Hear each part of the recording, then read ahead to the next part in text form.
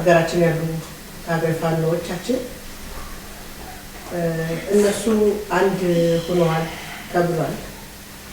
እኛ ከዚህ ውጭ ሀገር ያለነው ኢሮፓ ያለነው ለምንድነው አንድ ማን ሆነው? ማማት እሱ ወንድሜ እንደተናገረው በጾታም በሃይማኖትም በዘርም ልዩነት ሳያደርግ ነፃነት ወይ ሞት ብሎ ነው ወደ ጦርነቱ የዘመተው ማለት ነው። ባልተማሩ አባቶቻችን እንደዚህ አይነት ድል ማግኘት ራሱ በጣም የሚገርመኝ መማር ምንድነው ትርጉሙ ብዬ ሳስብ የመማርን ጥቅም እዛ ጋር እንዴት ተገንዝበውት ነበር? የሀገር ፍቅርን የህዝብ ፍቅርን እንዴት ነው የተቸሩት?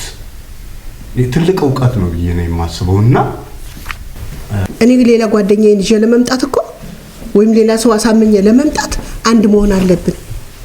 አንድ ካልሆነ ደግሞ እዛኛው ያቺኛው ለምሳሌ እኔ ጓደኛ ባዝል ጓደኞቿ ካሉ ወደ ባዝል ልትሄድ ትችላለች።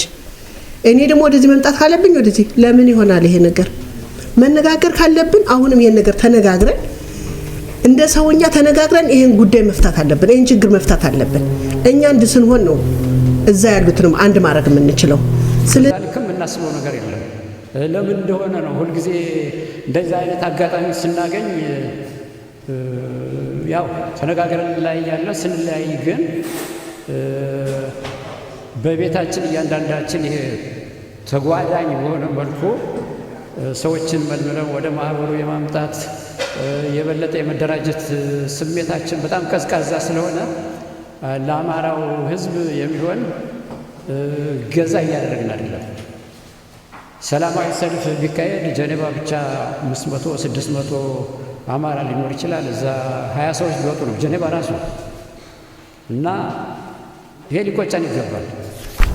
ጫካ ገብተው ህዝባችንን ሃይማኖታችንን ባህላችንን አናስደፍርም ብሎ እየተዋጉ ያሉ ጀግኖች አሉ። በዚህ መኩራት ይገባናል። እውነቴን ነው። መስዋዕትነት እየከፈሉ ነው ያሉት። እነዚህን እንዴት አድርገን እንርዳ፣ ወዴት እንሂድ በሚለው ላይ የውጩ የዲያስፖራውም 90% ጥቅመኛ ነው። አይምሰላችሁ፣ በጥቅም የተያዘ ነው። ከሀገሪቱ መንግስት ከኤምባሲ ጋር መላቀቅ የማይፈልጉ የተለያየ ድርጅት እየመሰረቱ ትልልቅ በዓላትን ሲሆን አብዛኛው ደግሞ አማራ ነው ሄዶ ገንዘብ የሚከፍላቸው የሚሰጣቸው ማለት ነው። እኔ አሁን የባዝሉንም ይቅርታ አድርጉልኝ እቃወማለሁ። የባዝሉ በኢትዮጵያ ስም ነው የተደረገው። ቀኑም ሆን ተብሎ በዛሬ ቀን ነው የተደረገው። እንደ ሄደ ቀረ እንደ ገሰገሰ የንጉስ ባለሟል ቀኛዝማች ታፈሰ እንደ ዋርካ ቅጠል እንደ ትላልቁ የታፈሰ አሽከሮች ረግፈው አለቁ። ነፃነት ታሪክ ውስጥ እጅግ ከፍተኛ ቦታ ያለው ታሪካዊ ምዕራፍ ነው። አድዋ የጦርነት ድል ብቻ አይደለም፣ የሀገር ሉዓላዊነት፣ የነፃነት ክብር፣ የእኩልነት መሰረታዊ እሴቶች ላይ የተመሰረተ የትውልድ ትምክህት ነው። ከ130 ዓመታት በኋላ አድዋ የቅኝ ግዛት ጥቃትን አከርካሪውን የሰበረ የአንድነትና የጀግንነት ምልክት ሆኖ ይታወሳል። ይህን ማህበር አጠናክረን እንዲያው በስዊስ ደረጃ ፋኖችን ለሚያቀርቡልን ጥሪ ምላሽ ለመስጠት መጨረሻ ላይ ብንወያይበት ደስ ይለኛል። እኔ በበኩሌ አጀንዳ ማስይዘው ይህንን ነው።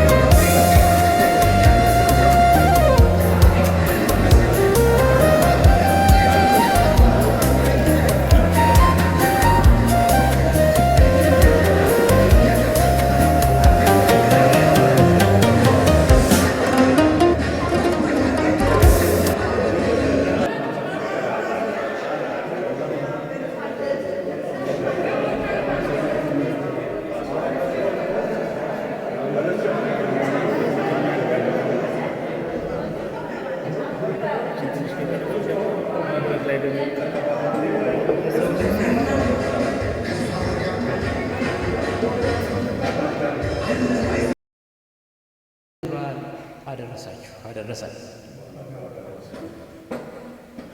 ዛሬ እኔ ብዙ ንግግር አላደርግም፣ ግን ምንወያይባቸው ነጥቦች አሉን።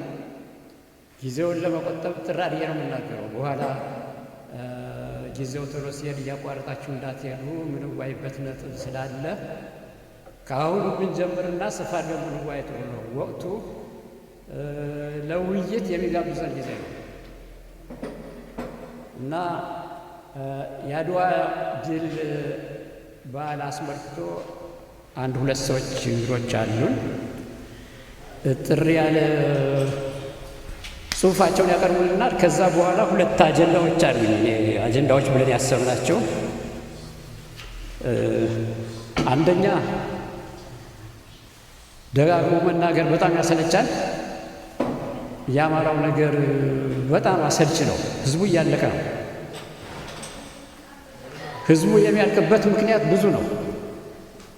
መፈናቀል አለ፣ ግድያ አለ፣ ጦርነቱ አለ። ህዝቡ እያለቀ ነው። እኔ የሚያልቀውን ህዝብ ደግሞ የምንችለውን ነገር ማገዝ ነበረብን። በዛ ልክ ግን የአማራው ህዝብ ዓለም ባልሰለጠነበት በዚያ ዘመን አሁንም ሰልጥኖ ለመገንባት ለመቅረጽ የማይደፍረውን የአክሱምንና የላሊበላን ድንቅ ሐውልቶችና አድባራትን ያነጽን እውቀት የጠለቀን አልፎ ተርፎ የሰለጠንን ህዝቦች ነበር፣ አሁንም ነን።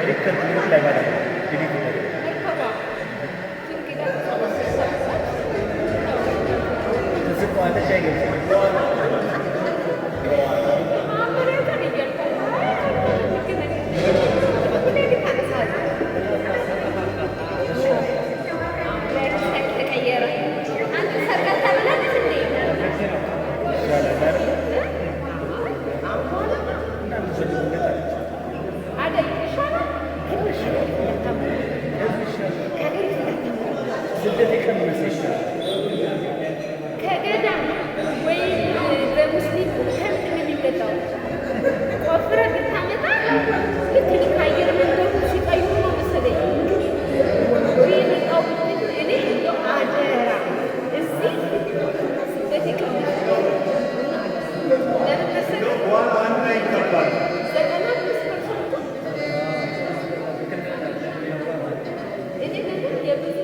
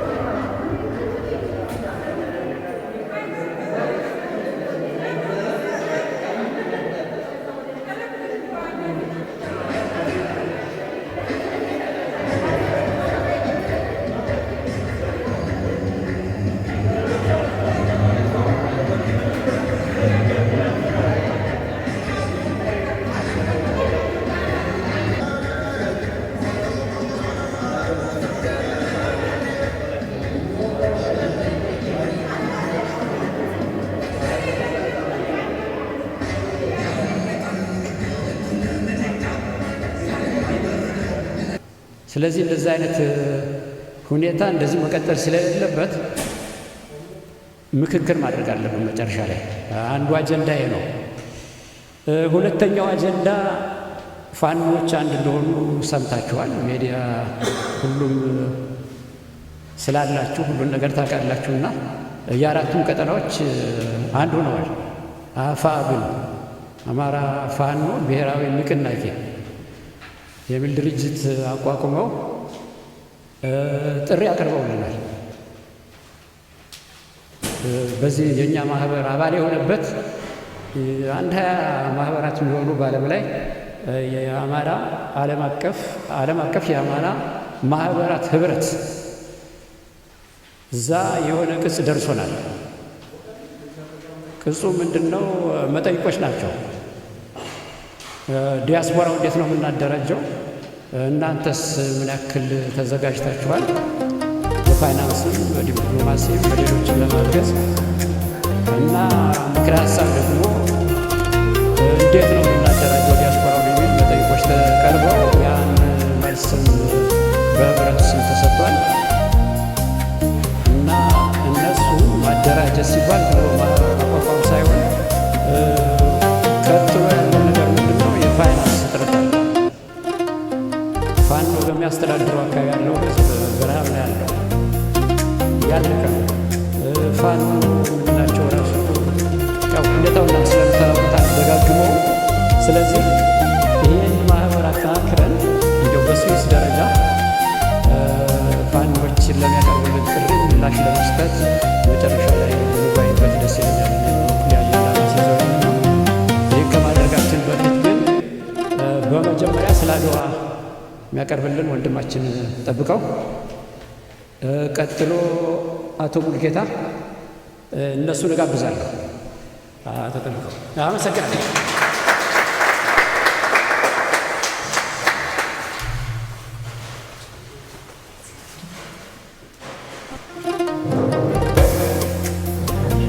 አመሰግናለሁ። አስቀድሜ እዚህ ንግግር ሳቀርብ በሙያው የታሪክ ባለሙያ ስላለ ስህተት ቢኖር አስቀድሜ ይቅርታ ጠይቃለሁ። የህግ ባለሙያ ነኝ በሙያ ደረጃ። ስለዚህ እሱን ታሳቢ እንድታደርጉ በትህትና ጠይቃለሁ።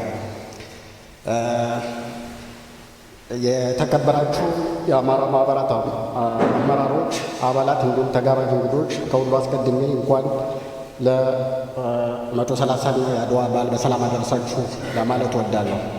የአድዋ ድል በኢትዮጵያ፣ በአፍሪካ፣ በዓለም የነጻነት ታሪክ ውስጥ እጅግ ከፍተኛ ቦታ ያለው ታሪካዊ ምዕራፍ ነው። አድዋ የጦርነት ድል ብቻ አይደለም፣ የሀገር ሉዓላዊነት፣ የነጻነት ክብር፣ የእኩልነት መሠረታዊ እሴቶች ላይ የተመሠረተ የትውልድ ትምክህት ነው።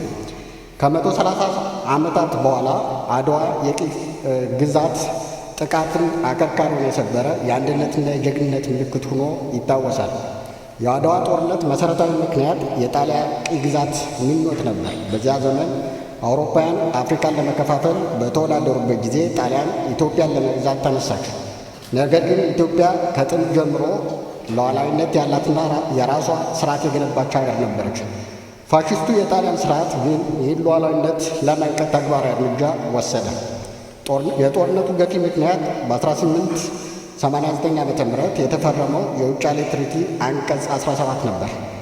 በአማርኛው ቅጂ ኢትዮጵያ በውጭ ግንኙነቷ ጉዳይ ጣሊያንን መጠቀም ትችላለች ተብሎ ሲገለጽ፣ በጣሊያንኛው ቅጂ ግን የኢትዮጵያ የውጭ ግንኙነት በሙሉ በጣሊያን ብቻ መፈጸም አለባት ተብሎ ተለውጦ ተጻፈ። ይህ ተራ ስህተት አልነበረም። ኢትዮጵያን የጣሊያን ጥበቃ መንግሥት ለማድረግ የተደረገ ሴራ ነበር። ንጉሠ ነገሥት ሚኒሊክ ዘሰከንድ ይህንን ማጭበርበር በተገነዘቡ ጊዜ በግልጽ ቃል አልተቀበሉትም። መጀመሪያ የዲፕሎማሲ መንገድ መርጠው ጉዳዩን በሰላም ለመፍታት ጥረት አደረጉ። ወደ አውሮፓ መንግስታት መልእክት በመላክ የኢትዮጵያን ሉዓላዊነት አስረዱ። ጣሊያንንም ግጭቱን እንዲቀንስ በተደጋጋሚ ጠየቁ። ነገር ግን ጣሊያን ይህንን የሰላም ጥረት እንደ ፍርሃት ቆጠረ። ጦርነትን ደግሞ እንደ መፍትሄ መረጠ። ጣሊያን ዘመናዊ የጦር መሳሪያ ታጥቃ ወደ ሰሜን ኢትዮጵያ ገባች። በመሳሪያ ብዛትና በቴክኖሎጂ ብልጫ ጦርነቱን እንደምታሸንፍ ተማምና ነበር። ነገር ግን ኢትዮጵያን የአንድነት ኃይልና የነፃነት ፍቅር አልተገነዘበችም ነበር። በዲፕሎማሲያዊ መንገድ ችግሩን ለመፍታት ከፍተኛ ጥረት ቢደረግም ጣሊያን አሻፈረ ስላለ ንጉሠ ነገሥት ሚኒሊክ ለነፃነት ለመዋጋት ወሰኑ። ከዲፕሎማሲያዊ ስራ ጎን ለጎን ለ3 ዓመታት ከፍተኛ የጦርነት ዝግጅት ያደርጉ ነበር። ጣሊያን መላ ኢትዮጵያን ለመውረር ወደ መሀል ትግራይ መገስገሱን ተከትሎ አጼ ምኒልክ የጦርነት ጥሪ በሁሉም የኢትዮጵያ ግዛት አሰሙ። ክርስቲያን፣ ሙስሊም፣ ከተማ፣ ገጠር፣ ነገስታት፣ ገበሬዎች አንድ ሆነው ተነሱ። ይህ ህዝብ የአንድነት የድሉ ቁልፍ ሆነ። በ1896 ዓ ም መጋቢት 23 ቀን በአድዋ ሜዳ የተካሄደው ጦርነት በታሪክ የማይረሳ ሆነ። ጣሊያን ዘመናዊ መሳሪያ ብዛት ቢኖራትም የኢትዮጵያ ጦር በጀግንነት በስልትና በአንድነት በአጭር ጊዜ ድል አደረገ። ይህ ድል አውሮፓን አስደነገጠ፣ የአፍሪካን ታሪክ ቀየረ። የኢትዮጵያን አንድነት ጥበቃ ብቻ ሳይሆን በዓለም ፊት የተከበረች ነፃ ሀገር መሆኗን አረጋገጠች። የአድዋ ጦርነት ድል ብቻ አይደለም፣ የአእምሮ ነፃነትን ድል ነው። በዚያ ዘመን የነጭ የበላይነትና የጥቁር ዝቅተኝነት የሚሉ የተሳሳቱ አመለካከቶች በዓለም ዙሪያ ተንሰራፍተው ነበር። አድዋ ይህንን ሀሳብ በተግባር ሰበረ። ኢትዮጵያ በጀግንነትና በእምነት ተዋግተው የነጭ ቀይ ገዢን አሸነፉ። ይህ ድል ለአፍሪካ ሕዝቦች ተስፋ ሆነ፣ ለነፃነት ትግል መነሻ ሆነ። ከአድዋ የሚማረው ትምህርት አንደኛ አንድነት ኃይል መሆኑ ነው።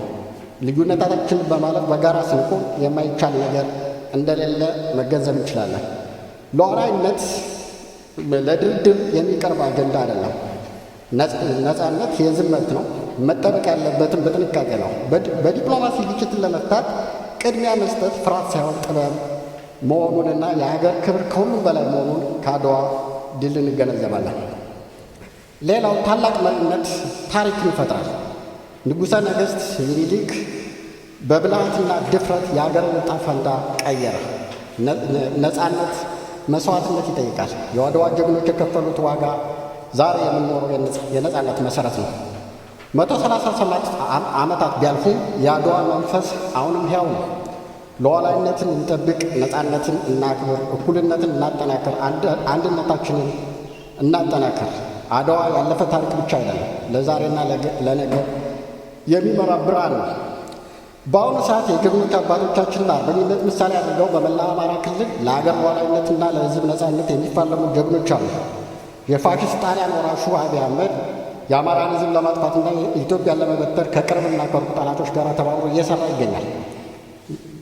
የሀገር ሉዓላዊነትን ሽጦ ባገኘው ድሮን ከፋሽስት ጣሊያን በባሰ መልኩ የአማራን ሕፃናት፣ እናቶች፣ ሽማግሌዎች ወዘተ በጅምላ እየጨፈጨፈ ሲሆን ጀግኖች ፋኖች፣ አናብስቶች የአማራን ሕዝብ ነፃነት ለማስከበር እየተፋለሙ ነው።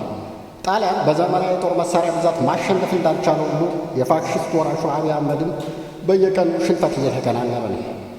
ድሃ ሉዓላዊነት የለውም የሚለው ዘር ጨፍጫፊ አብይ አህመድ በራሱ ያልቻለውን የዘር ማጥፋት ፕሮጀክት በነዳጅ ሀብቷ በናጠጠች በተባበሩት አረብ ኤሚሬትና በውስጥ ባንዳዎች በኩል ድል ለማግኘት እየተፍጨረጨረ ቢገኝ ሽንፈቱን መቀልበስ እስካሁን አልቻለም። የአርበኞች ወራሽ ሆነው አማራ ፋኖ ከጎረቤት ሀገራትም ሆነ በሀገር ውስጥ ካለ ወንድም ሕዝብ ጋር ለመተባበር ትንሽ እንቅስቃሴ ሲጀምር ስርዓቱ መናድ ጀምሯል። ይህንን ትብብር አጠናክሮ መቀጠል የአማራን ሕዝብ ነፃነትና የኢትዮጵያ ሉዓላዊነት ማስከበር የዘመኑ የአድዋ አርበኝነት ነው። ከዚህ አርበኝነት ጎን መሰለፍ ከሕዝብ ነፃነትና ከሀገር ሉዓላዊነት ጎን መቆም በመሆኑ ትልቅ ክብር ነው። ጥቂት ባንዶች ከአብይ አህመድ ጎን በመቆም የአባቶቻችንን አርበኝነት ቢያዋርዱትም እውነተኛው የአማራው ሕዝብ ግን ዛሬም እንደ ትናንቱ አርበኝነትን መርጧል።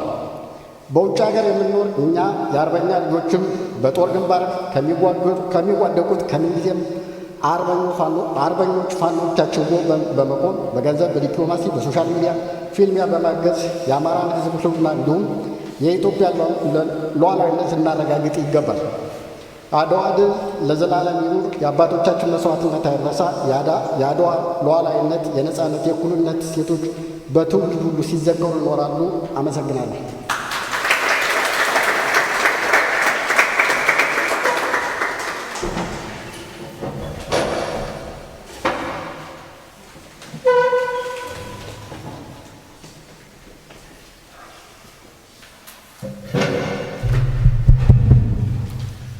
ሰላም የተከበራችሁ እህት ወንድሞቼ፣ እንኳን ለ130ኛው ዓመት አንጸባራቂው የአድዋ ድል በዓል አደረሰን አደረሳችሁ።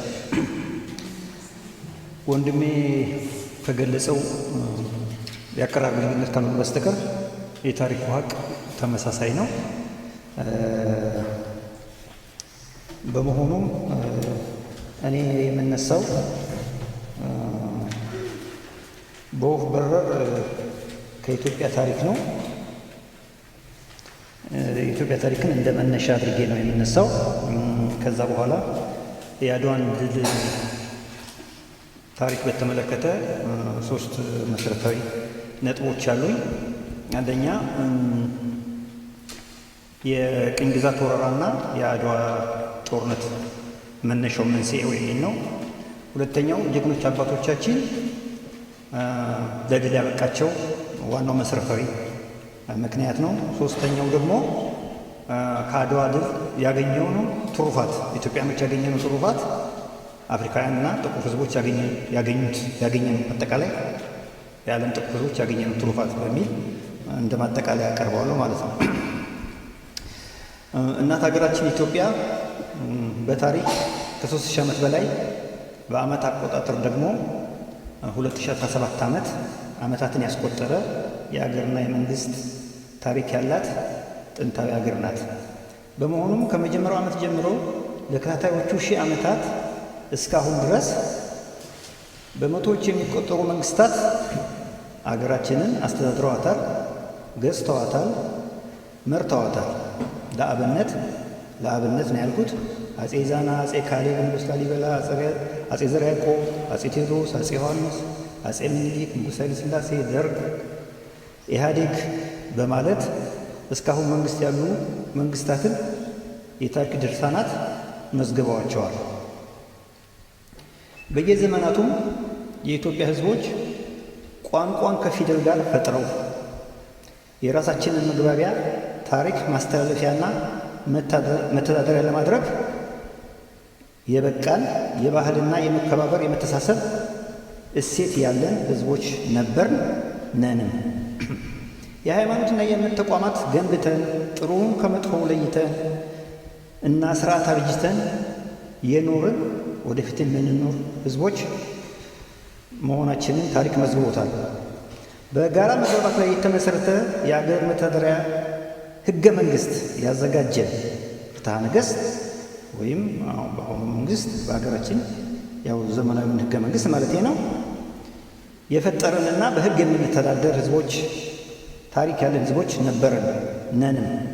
ቋንቋና ባህላችንን ተጠቅመን የመንፈስ ፍስሐ የሚያጎናጽፈን የሙዚቃ፣ የዝማሬ፣ የደስታና የሐዘን መግለጫ የሆኑ የሙዚቃ መሳሪያዎችና ዜማዎችን የፈለሰፍ የምናዜም፣ የምንቀኝ፣ የምንፈክር ሙሾም በለዛው የምናወርድ ክቡር ሕዝቦች ነበር፣ አሁንም ነን።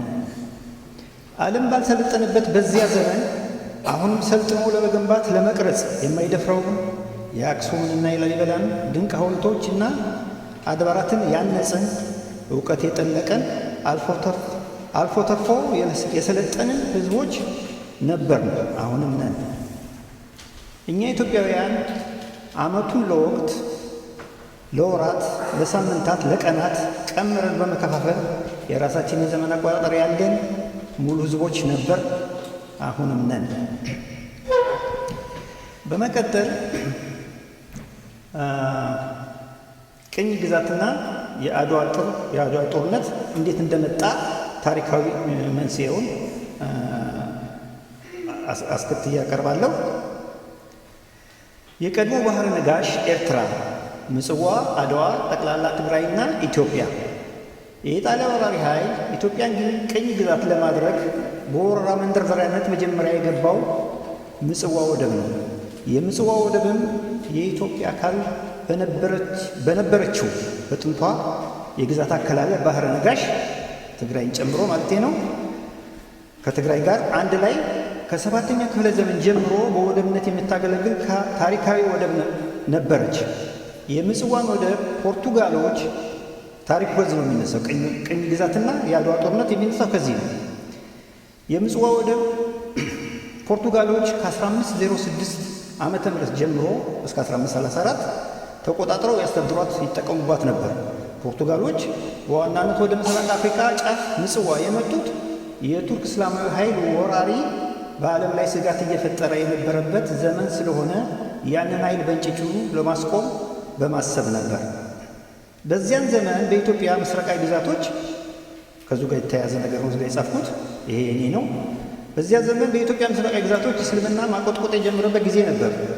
በአብነትም ሀረር አካባቢ እና ሶማሌ ድንበር አካባቢ ማለት ነው። ነገር ግን ቱርኮች ፖርቱጋል እስከ 1534 ይዞት ቆይቶ ነበር ምጽዋ።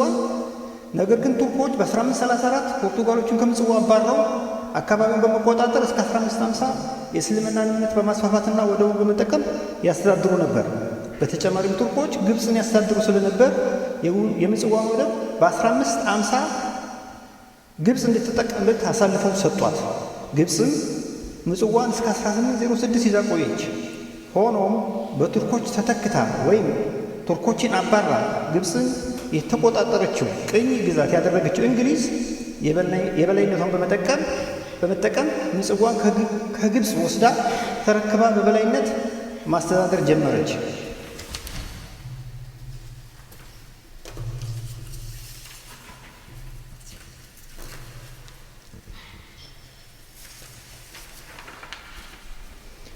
ነገር ግን እንግሊዝ ስታስተዳድር ማለት ነው ምጽዋን በሁለት መሰረታዊ ምክንያቶች የምጽዋን ወደብ በ1877 ዓ.ም ለኢጣሊያ አሳልፋ ሰጠቻት።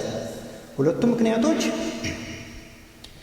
በታሪክ ከተመዘገቡት ምክንያቶች በዘመኑ በ1852 እስከ 1862 ፈረንሳይ ስዊዝ ካናልን ከፍታ የሜዲትራኒያን ባህርና አካባቢውን ትቆጣጠር ነበር። በመሆኑም ፈረንሳይ ከስዊዝ ካናል አልፋ ማለት ነው ፈረንሳይ የቀይ ባህርና በአካባቢ ያሉ አገሮችን የመንን፣ ምስራቅ አፍሪካን የመቆጣጠር ፍላጎት በማሳየቷ ምጽዋ ለፈረንሳይ አሳልፎ ላለመስጠት በማሰብ አንዱ ምክንያት ነው። ሁለተኛው በዘመኑ የዓለም ጦርነት ስጋት የሚያንዣብብ ስለነበረ ኢጣሊያ ከጀርመን ጋር እንድታበር የኃይል አሰላለፉ ከእንግሊዝና ፈረንሳይ ጋር እንድታደርግ በመግባቢያነት እንግሊዝ ምጽዋን ለኢጣሊያን በ1877 ዓ.ም ሰጠቻት። በሌላ በኩል ኃያላኑ አፍሪካን በቅኝ ለመቀራመት ለመያዝ የተስማሙበት ዘመን ስለነበር ይሄ የበርሊን ኮንፈረንስ ይባላል። በ1885 ነው በፈረንጅ ዓመተ ምህረት አቆጣጠር። ብዙዎቹ የአውሮፓ ሀገሮች ናቸው። በሌላ በኩል ኃያላኑ አፍሪካን በቅኝ ለመቀራመት ለመያዝ የተስማሙበት ዘመን ስለነበረ በአገራት ምደባን ቅኝ የሚገዙ አገሮች በርሊን ኮንፈረንስ ላይ ሲነጋገሩ ለኢጣሊያ ሊቢያንና ኢትዮጵያን ቅኝ እንድታደርግ ስምምነት ላይ ደርሰው ነበር። ሌሎቹ ደግሞ ያው እንደምታውቁት ሌሎች የአፍሪካ ሀገሮችን በስፋት ወረው ነበር፣ በተለይ ፈረንሳይና እንግሊዝ ማለት ነው። ኢትዮጵያን እና ሊቢያን ቅኝ ግዛት እንዲያደርጋት ተስማምተውበት ስለነበር ኢጣሊያ ምጽዋን ከእንግሊዝ ተረክባ ሰራዊት አሰፈረች። የቀጣዩን ወረራ ዝግጅቷን ጀመረች። ይህም ዘመን ኢትዮጵያ በአፄ ዮሐንስ አራተኛ የምትተዳደርበት የነገስታት ዘመን ሲሆን በዚያ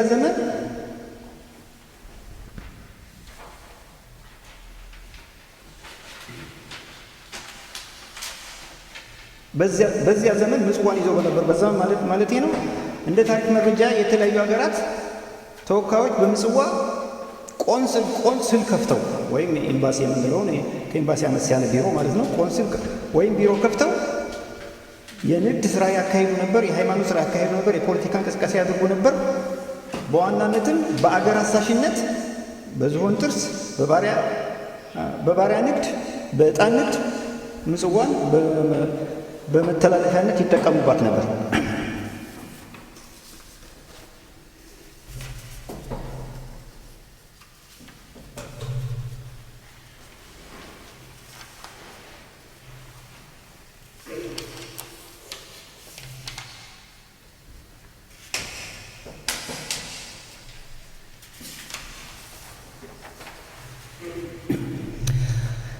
አሁን ወደ አድዋ ጦርነት ታሪካዊ አመጣጥ ነው የምመጣው።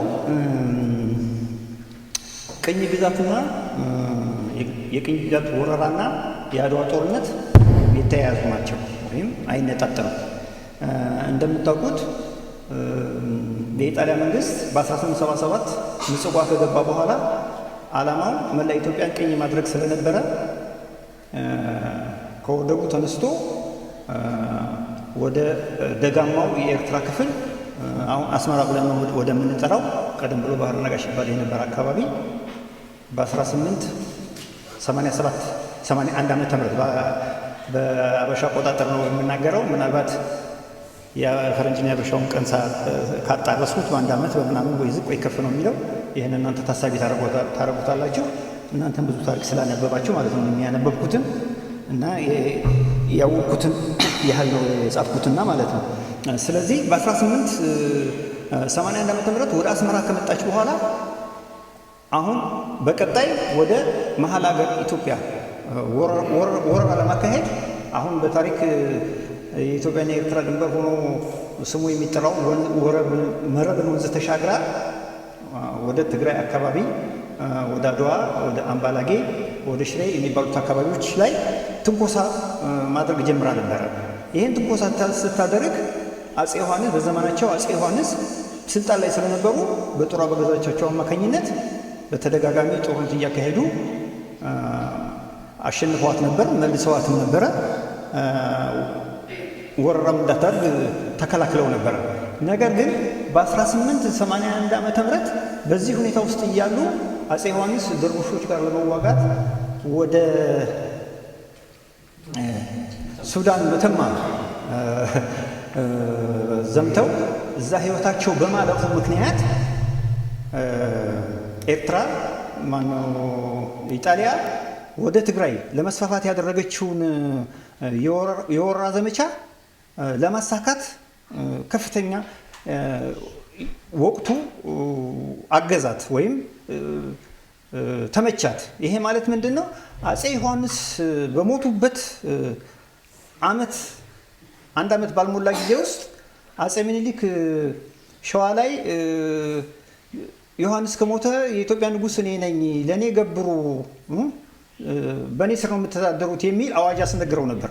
በሌላ በኩል ደግሞ የትግራይ መሳፍንቶች ትግራይን በአራት አቅጣጫ በሰሜን፣ በምስራቅ፣ በደቡብ፣ በምዕራብ ከፍሎ በአራት አቅጣጫ ደጃዝማች ቢትወደድ ምናምን ተባብለው ደጃዝማች አጎስ ቢትወደድ ስብሃት ምናምን ተባብለው በአራት አቅጣጫ እኔ ነኝ የምነግሰው የዮሐንስን ንግስና፣ እኔ ነኝ የምነግሰው የዮሐንስን ንግስና እያሉ እርስ በርሳቸውም የሚዋጉበት የሚገዳደሉበት ሁኔታ ነበረ። በዚህ ክፍተት ውስጥ ኢጣሊያ አሁን ትብብር የለም በኢትዮጵያኖች ጋር በአንድነት ቆመው አይወጉኝም፣ አያጠቁኝም ወይም አይከላከሉኝም በሚል እብሪት ለመውረር ከፍተኛ እንቅስቃሴ ያደረገች። ይህንንም እያደረገች እያለ ደግሞ እንደገና ትግሬው እዚህ ጫፍ ኤርትራ ጫፍ ያለ እርስ በርሶ ያልተስማማ ህዝብ ነው። የሸዋው ንጉሥ ደግሞ እኔ በትግሬ ላይ ነግሳለሁ ብሎ የተነሳ አንድ የመሀል ሀገር የአማራ መንግስት ነው። ስለዚህ የአማራው መንግስት የሆነውን ምኒልክን የትብብርና የሰላም ስምምነት ከሱ ጋር ብፈጽም ብስማማ ከትግሮቹ ጋር እንዳይተባበር ነጥለዋለሁ። በዚህ መከፋፈል ውስጥ እኔ የምፈልገውን የወረራ ዓላማ አሳካለሁ በሚል መነሻነት በ81 ዓመተ ምህረት ምኒልክ ዮሐንስ ሞተው በ83 ዓመተ ምህረት የውጫሌ ውል የሚባለውን ከጣሊያንና አጼ ምኒልክ ፈረሙ። አጼ ምኒልክ ራሱን የቻለ ሌላ መሰረታዊ ምክንያት ነበራቸው። የመሳሪያ ማምጣት ጉዳይ ነበረ። በአሰብ በኩል በጅቡቲ በኩል ዝግጅት ላይ ነበሩ። ጣሊያን ኤርትራ ውስጥ ኤርትራን ከያዘ በኋላ በህዝቡ ላይ እያደረገ ያለው የአፓርታይድ ሲስተም ህዝቡ ከዛም እየተፈናቀለ መንግስትም እንደ መንግስትነታቸው በነበራቸው መረጃ ጥሩ ስላልነበረ ዝግጅት እያደረጉ ነበር። ግን ከአጼ ምኒልክ ጋር አንድ ስምምነት ተፈራረሙ። የትግራይ አራቱ ባላባቶች እርስ በርሳቸው የዮሐንስን ምትክ እኔ ነኝ፣ የዮሐንስ ወራሽ ስልጣን ወራሽ ነኝ የሚል የእርስ በርስ ግጭት ነበረባቸው። አሁን 5 ኃይሎች ለየብቻ ስለነበሩ ተባብረው እኔን አይወጉኝም የሚል መተማመን በማሳደር አሁን ትግራይን መውረር እንችላለን፣ ትግራይን ካሸነፍን በኋላ ወደ መሀል ሀገር የመግባቱ ጉዳይ የተመቻቸ ይሆናል ወይም በቂ የዝግጅት ጊዜና ሁኔታ ይፈጠራል ብለው ያው ትግራይን ተራራማም ስለሆነ ለጦርነት ስትራቴጂክ ቦታ ስለሆነ ማለት ነው። ስለዚህ ይሄ ሁኔታ እያለ የአጼ ሚኒሊክና የጣሊያን ውል እሱ ወንድሜ እንደተናገረው የሆነ የትርጉም ክፍተት ተፈጠረ። ይሄ ማለት ምንድነው? ጣሊያኖች በራሳቸው ትርጉም በራሳቸው ፍላጎት ለነሱ በሚመቻቸው መንገድ ነበር የጻፉት። ኢትዮጵያ ለጣሊያን በጣሊያን ስር ሁሉንም የውጭ ግንኙነት በጣሊያን ስር ብቻ ማድረግ ተስማምታለች የሚል እና ቅኝ ተገዢ የሚያደርግ ውል ስለነበረ በኢትዮጵያ በኩል ደግሞ የተጻፈው ውል ደግሞ ይህን አይነት ትርጉም በሌለው መልኩ ግን የኢትዮጵያ መንግስት ሊስማማበት በሚችለው መልኩ የተጻፈ ስለነበረ የጣሊያን ትርጉም አሻሽሉ፣ ይሄ እኛ የእናንተ ቅኝ ገዢዎች አይደለንም፣ የሰላምና የትብብር ስምምነት ነው እንጂ የተፈራረምነው፣ ይሄ ውል መፍረስ አለበት፣ ይሄ ውል መቀየር አለበት ብለው አጼ ምኒልክ ማሳሰቢያ ሲሰጡ ጣሊያኖች ደግሞ በቃ በዚህ ውል መሰረት ካልተስማማችሁና ይህ ውል ተግባራዊ ካልሆነ እንወራችኋለን፣ በቃ እኛ በሰራዊት በማስገደድ ውሉን እንድትቀበሉ እናደርጋችኋለን የሚል ማስፈራሪያ ሰጡ ማለት ነው። በዚህ ሁኔታ ውስጥ እያሉ ምኒልክ ውሉን አልፈርምም አሉ። የጦር ዝግጅት አደረጉ። ከዛ በኋላ ምን አደረጉ? ህዝቡን አንድ የማይረሳ ታሪካዊ ንግግር አላቸው። የሀገሬ ህዝብ ሆይ አላስቀየምኩሁም፣ እኔም አልበደልኩሁም፣ አንተም አላስቀየምከኝም። አገርህን እንደ ፍልፈል እየቦረቦረ ሊወርህ የመጣ ጠላት ስላለ ዘመቻዬ በጥቅምት ነውና ተነሳ፣ ለልጅህ፣ ለሚስትህ፣ ለአገርህ ስትል ብለው ከፍተኛ የዘመቻ ጥሪ ያደረጉ።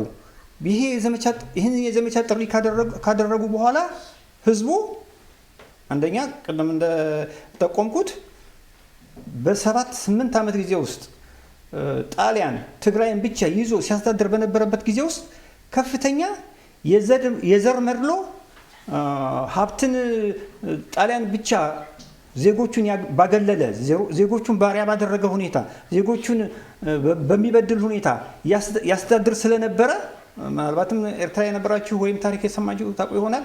መኖሪያ ሰፈራቸው ሁሉ ልክ እንደ ደቡብ አፍሪካ የተለየ ነበር። አፓርታይድ በሆነ የኑሮ ሁኔታ ውስጥ ነበር የሚኖሩት። አምባሶራ የሚባል ልዩ የሆነ የኤርትራውያኖች ሰፈር ብቻ ተሰርቶ እዛ ውስጥ አድርገው ልክ ለፋብሪካ ስራና ለእርሻ ስራ ብቻ ነበር እንጂ ህዝቡ የሚሄደው ሌላ መሰረታዊ ነገሩ ሌላ የሰብአዊ መብቱ በሚከበርበት ሁኔታ አልነበረም። የኤርትራ ህዝብ መሬቱን ሁሉ ተቀምጦ ነበር። ለም መሬቶቹ ሁሉ ኢጣሊያ ለሰፋፊ እርሻ፣ ለኢንዱስትሪ ወስዳ ህዝቡን በገዛ ሀገሩ ተቀጣሪና ተመጽዋች አድርገው ነበር። ስለዚህ ያም አይነት መረጃ ወደ መሀል ኢትዮጵያ ህዝቦች ዘንድ የደረሰም ስለነበረና አጼ ምኒልክ መሆኑ ሌሎች በዘመኑ የነበሩ የሃይማኖት አባቶች ወረራው ወደ መሀል ሀገር ከገባ ምን ያህል ጭቆናና የሰብአዊ መብት ጥሰት እንደሚያደርስ ስለተገነዘቡ ያንን ጥሪ ሲያደርጉለት ህዝቡ ነፃነት ወይም ሞት ብሎ ነው ለዘመቻው ያለምንም አቅማማት እሱ ወንድሜ እንደተናገረው በጾታም በሃይማኖትም በዘርም ልዩነት ሳያደርግ ነፃነት ወይም ሞት ብሎ ነው ወደ ጦርነቱ የዘመተው ማለት ነው። ከዚህ በኋላ ድሉ እንዴት ተገኘ ነው? የኢትዮጵያ አባቶቻችን ድል በአድዋ ላይ እንዴት ተገኘ? ድል የተገኘው በ3 መሰረታዊ ምክንያቶች ነው። በአነበብኩት ወይም በተረዳሁት በጽሁፍ ባገኘሁት መሰረት ማለት ነው። አንደኛ አጼ ምኒልክ ህዝቡን በማስተባበራቸውና ለህዝቡ ያደረጉት ጥሪ እውነትን፣ የዜግነት መብትን የሚያስከብር፣ የሃይማኖትን መብት የሚያስከብር፣ የቋንቋን መብት የሚያስከብር፣ ዘረኝነትን በሀገራችን እንዳይሰፍን የሚያስችል መሆኑን በሚያስረግጥና በሚያሳምን መንገድ በሃይማኖት አባቶችም በታሪክ አዋቂዎችም እነሱም እንደ መሪ ለህዝቡ ስላስተማሩትና ስለነገሩት ተቀብሎታል። ተቀብሎ ያለምንም ማቅማማት ነው የዘመተው። የእናቴ ቀሚስ ወይም ሌላ ምክንያት አልፈጠረም። ስለዚህ አንደኛ በቆራጥ የአገሪቱ መሪ አመራር አገርን ከጠላት ነፃ ለማውጣት በወሰዱት አመራር ነው። ሁለተኛው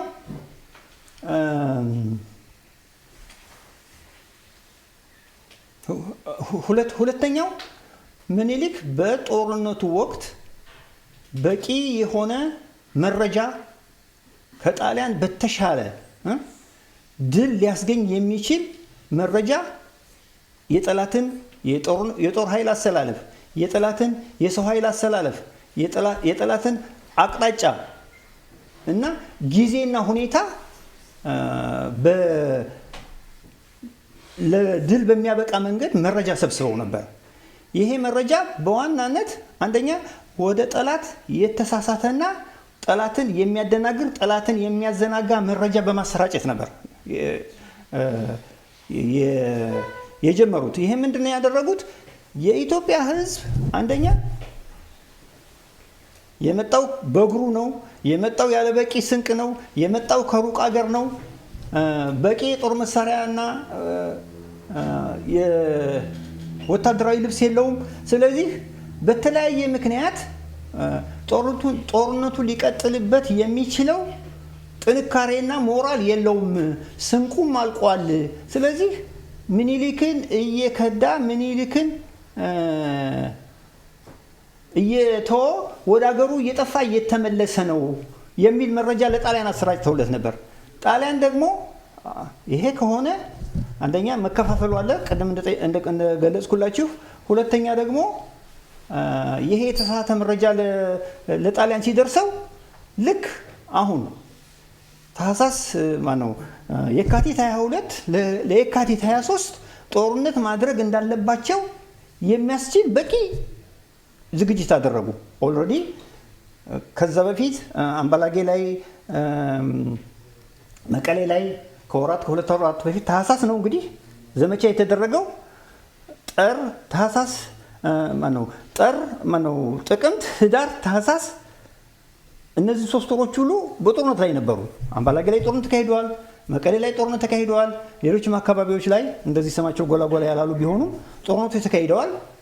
ብዙ ደም መፋሰሶችም ተከናውነዋል። ነገር ግን ልክ የአድዋን ጦርነት የዚህን ቀን ጦርነት ጣሊያንም ለመወሰን ምኒልክም ለመወሰን ግን የመጀመሪያዎቹ የኢትዮጵያ ባላባቶች የትግራይ ባላባቶች መከፋፈልና በአንድነት ለጦርነቱ አይቆሙም የሚለው መረጃና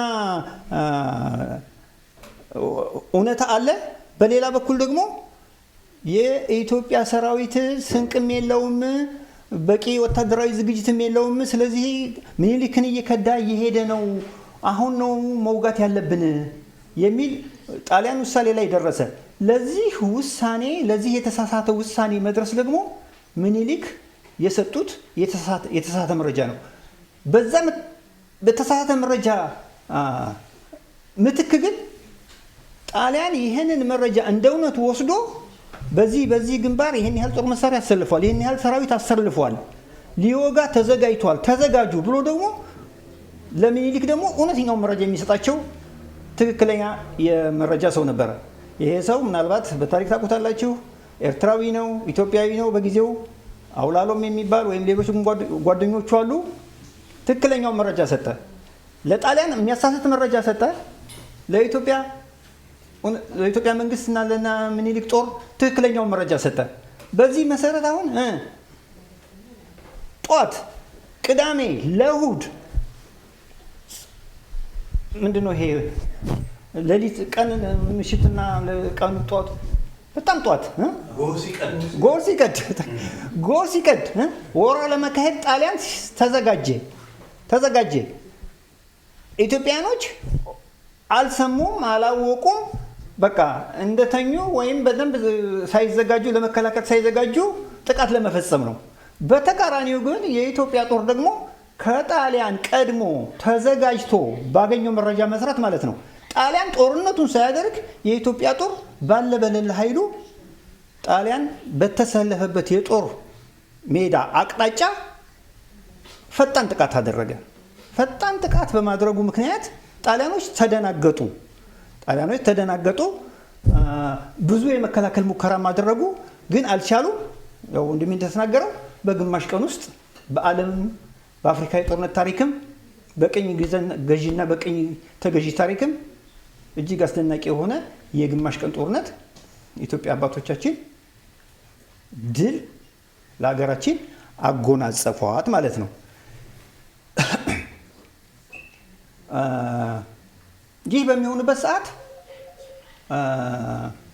ከጣሊያን 20,000 ሰራዊት በጦርነቱ ውስጥ ተሳትፎ ነበረ። ጽሁፉ ነው። አሁን ይሄ ጥሬ ሀቅ ነው የምነግራቸው። 20,000 ሰራዊት ባንዳም የራሱም የጣሊያን ሰራዊት ከ20,000 የማያንስ ሰራዊት ተሰልፎ ነበር። 6,000 ሰራዊት በእርግጠኝነት በተረጋገጠ መረጃ ሞቶባቸዋል። ከ5,000 ያላነሰ ደግሞ ቁስለኛና ምርኮኛ ሆኖባቸዋል። ከሞቱት የጣሊያን ሰራዊቶች ውስጥ 2 ጀነራሎች ይገኙበታል። አንደኛው ጀነራል እንደውም 3ኛ ጀነራል አምባላጌ ላይ ሞቷል። ከነራስ መኮንን ጋር ያ ታሪኩ እዚህ ጋር እየተደመረ ስለማይነገር ነው። 2 ጀነራሎች ሞቱባቸው። በአራቱም መስመር የተሰለፉት 2 ጀነራሎች ተማረኩባቸው። ኮሎኔል ምናምን የበታች ማዕረጉን ባንዳውን ዝቅተኛ ወታደሩ ምናምን እንተወውና ማለት ነው። ከዚህ በኋላ ጣሊያኖች አውቶማቲካሊ ህይወታቸውን ለማትረፍ ያለ የሌላቸውን ስንቅ ትጥቃቸውን መሳሪያቸውን እየተዉ ወደ አስመራ ሸሹ። የኢትዮጵያ ሰራዊት ደግሞ በድል ወደ አገሩ ተመለሰ ማለት ነው። ወደ አገሩ ከተመለሰ በኋላ በአጭር ጊዜ ውስጥ አንደኛ ምርኮኞቻቸውን ለማስለቀቅ በተለይ ዜጎቻቸው ስለ ባንዳው ስለ ምናምኑ አይደለም። ሁለተኛ ከኢትዮጵያ ጋር ማዘናጊያ ወይም ማረሳሻ ወይም ለነሱ መዘጋጃ የሚሆን ይሄ ደግሞ በተጨባጭ ታይቷል። ከ40 ዓመት በኋላ እንደገና ሊወሩን የቻሉት ማለት ነው። በዛ በቀልም ነው እንደገናም ተዘጋጅተውም ነው። ታሪኩም ጊዜውም ስለረዳቸው ነው። ስምምነት አደረጉ። ይሄ ማለት ምንድነው? በጦር ላለመፈላለግ ኤርትራ የያዘችውን አካባቢ ይዛ እንድትቆይ። ይሄ ማለት መረብ መላሽ የሚባለውና እስካሁን ድረስ በኢትዮጵያ ላይ ጥቁር ጠባሳ ሆኖ ያለፈውን መረብ መላሽን ይዛ እንድትቆይ፣ ወደ ኢትዮጵያ እንዳትመጣ፣ ምርኮኞችን እንድትለቅ፣ የውጫሌ ውል እንዲቀደድ። በቃ ትክክል ነው፣ ተሳስተናል። በፊት የውጫሌውን ውል ሲፈራረሙ ለመላ ዓለም መንግስታት፣ ለመላ አውሮፓ መንግስታት፣ ለተለያዩ እነሱ ወዳጅ አገሮች በሙሉ ኢትዮጵያ ካሁን ጀምሮ በጣሊያን ቅኝ ገዢ ስር ናት፣ ማንኛውንም የውጭ ግንኙነት የውጭ መላላክ የምታደርገው በጣሊያን መንግስት ፈቃድ ነው ወይም በጣሊያን መንግስት አማካኝነት ነው የሚል ስምምነት ነበረ። ያንን ነው ደግሞ ምኒልክ አንቀበልም፣ እኛ ሉዓላዊ ሀገር ነን ያሉት ማለት ነው። ስለዚህ በአድዋ ጦርነት ሲሸነፉ የውጫሌውን ውል ያለምንም ማቅማማት ያለምንም ማዘግየት ውሉን አፍርሰናል፣ ከዚህ በኋላ የውጫሌ ውል አይሰራም፣ ውድቅ አድርገናል አሉ። ለዓለም መንግስታት አሳወቁ ውሉን ማፍረሳቸውን። እንደገና ደግሞ ከኢትዮጵያ ጋር ኢትዮጵያን በመንግስትነት አውቀናታል፣ ሉዓላዊ አገር ናት፣ ከዚህ በኋላ እኛ ከኢትዮጵያ ጋር ያለን ስምምነት የፖለቲካ የዲፕሎማሲ የመንግስት ስምምነት ነው ብለው አዲስ ውል ተፈራረሙ። ይሄ ውል የአዲስ አበባ ውል ይባላል። በዚህ የአዲስ አበባ ውል ውስጥ ኢትዮጵያ ሉዓላዊነቷን ጣሊያን በቅኝ ገዥነት ወስዳው የነበረውን ሉዓላዊነቷን መልሳ በአዲስ አበባ ውል እንደገና አገኘች። ሌላው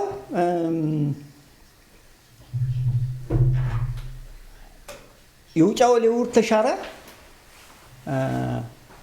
የሉዓላዊነቷ ጉዳይ በአዲስ አበባ ውል ከጣሊያን ጋር ባደረገችው ውል ተረጋገጠ።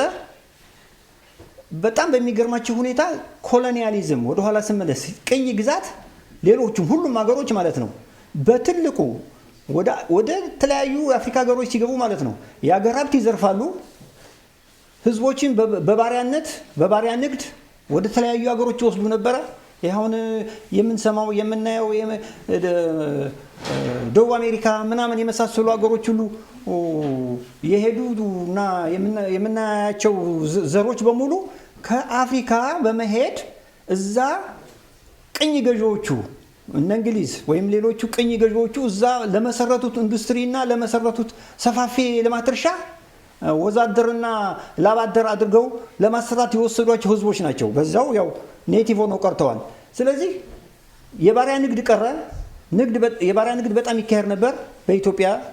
ከኢትዮጵያ የሚወሰድ ነበር፣ ከአፍሪካ የሚወሰድ ነበር። ከኢትዮጵያ የባሪያ ንግድ ሰውን በሰውነቱ እንዲከበር የሚያስችል እና ምንም አይነት የባሪያ ንግድ እንዳይካሄድ አስቆመው የአድዋ ጦርነት ማለት ነው። በሌላ በኩል ወራሪዎች፣ ቅኝ ገዢዎች ጣሊያንን ጨምሮ ወይም ሌሎቹ ሀገሮች ማለት ነው ወደ አንድ ሀገር በቅኝ ገዢነት ሲመጡ የመጨረሻ ግባቸው ምንድን ነው? የአገሩን ህዝብ አዳቅለው ወይም ዘሩን አጥፍተው አገሪቱን የራሳቸው የማድረግ ነበር። በዛን ጊዜ ቋንቋ ይጠፋል።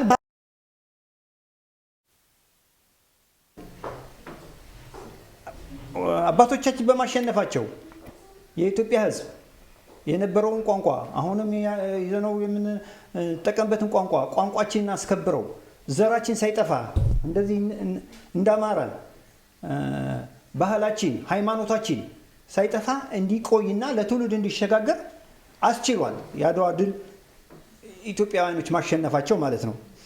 በሌላ በኩል ይህ ሁኔታ ከውጫሌ ውልና ኢትዮጵያን በመንግስታዊነት ከማወቅ ውጪ ያሉት ጠቅላላ ለጥቁር የሚገቡ መብቶች ለምሳሌ ከአድዋ ድል በኋላ ጥቁር ህዝቦች በሌላ ነጭ ህዝብ ላለመወረር፣ በሌላ ነጭ ህዝብ ቅኝ ገዢ ላለመሆን ተነሳሽ ሆነው ለካ መሳሪያ ወይም ወታደራዊ ስልጠና ቢኖር ቁርጠኝነት፣ የሀገር ፍቅር፣ ጽናት ካለ ማሸነፍ ይቻላል። ለምንድን ነው እኛስ እንደ ኢትዮጵያኖች አገራችን ነፃ ማናወጣው በሚል ጠንካራ የጽናት መንፈስ ሌሎች ሀገሮች የወረሯቸውን ሀገሮች ከጠላት እንዲከላከሉ፣ ከቀኝ ገዢ እንዲከላከሉ ደግሞ ትልቅ አርአያ ሆኗል የአድዋ ጦርነት ድል ማለት ነው። ከዛ ውጪ በደቡብ አፍሪካ በምዕራብ አፍሪካ በተለያዩ አፍሪካ ሀገሮች ታውቃላችሁ፣ ብዙ አሁን አገሮች አፍሪካ ሀገሮች ጎብኚዎች የሚያስጎበኙት ልክ እንደኛ አክሱምን፣ ላሊበላን ወይም ሌሎች ታሪካዊ ቦታዎችን አይደለም። ባሪያዎች ሲጓጓዙበት የነበረውን ወደብ፣ ባሪያዎች እዚህ ጋር በሺ የሚቆጠሩ ካምፕድ ሆነው ሲሰቃዩበት የነበረውን እስር ቤት ምናምን ነው እንደ ቱሪስት የሚያሳዩት ማለት ነው። በከፍተኛ ደረጃ የባሪያ ንግድ ከአፍሪካ ወደ ሌሎች ሀገሮች ይወሰድ ነበር። አንድም ያው እንደነገርኳችሁ ለጉልበት ነው። ሌላው ደግሞ በሁለተኛው ዓለም ጦርነት ጊዜ በከፍተኛ ደረጃ አፍሪካውያንን ባሪያዎች ከአፍሪካ ወሰዷቸውን ባሪያዎች በወታደርነት ከፍተኛ ለዓለም ጦርነት መስዋዕትነት ለጦርነት ማግደዋቸዋል እና ነፃነቱ አሁን በስልሳዎቹ ምናምን የመጣው። እኛ ግን እንደምታውቁት 40 ዓመት መልሶ ጣሊያን በሁለተኛው የዓለም ጦርነት እንደገና ወቅቶን 5 ዓመት እስከምንዋጋ ድረስ ለ40 ዓመት ቀደም ብለን ነፃ ነበር። ከ5 ዓመት በኋላ ደግሞ ሙሉ በሙሉ ያው ነፃ ሆነናል። ስለዚህ አባቶች በዚያ ጦርነት ድል ማድረጋቸው ኢትዮጵያውያንን ምን ያህል እንደጠቀመንና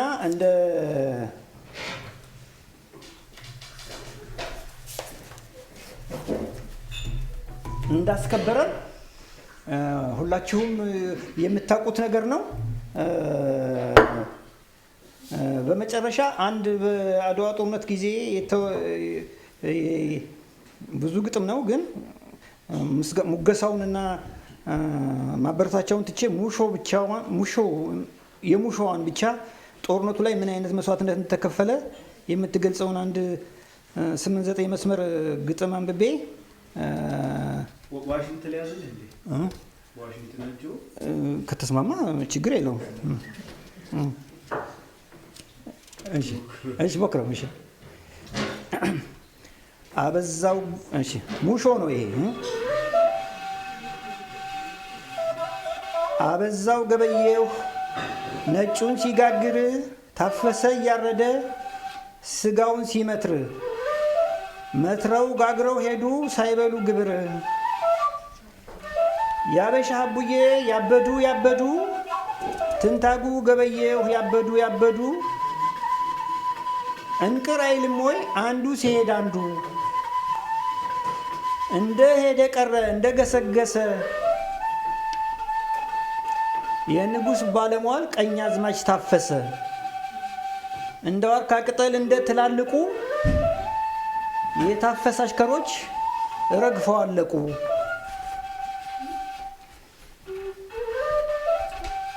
የትግራዩ መሬት እስኪ ብላኝልህ ያበሻ አቡዬ ገበየሁ ቀሩልህ። ያጎራው ገበየሁ ምን አሉ ትንታጉ ታፈሰ ምን አሉ እነ ደጃች ሜጫ ምን አሉ ተስማምተው ነበረ ከጦሩ ሲገቡ አልጋውን አጽንተው አድዋ ሊቀሩ የአድዋን ስላሴ ጠላት አረከሰው እባክህ ገብርዬ ግባና ቀድሰው እባክህ ካህኑ ግባና ቀድሰው አድዋ ስላሴ በምን ተከሰሃል አባትና ልጁ ተኝተውብሃል ይላል። አመሰግናለሁ።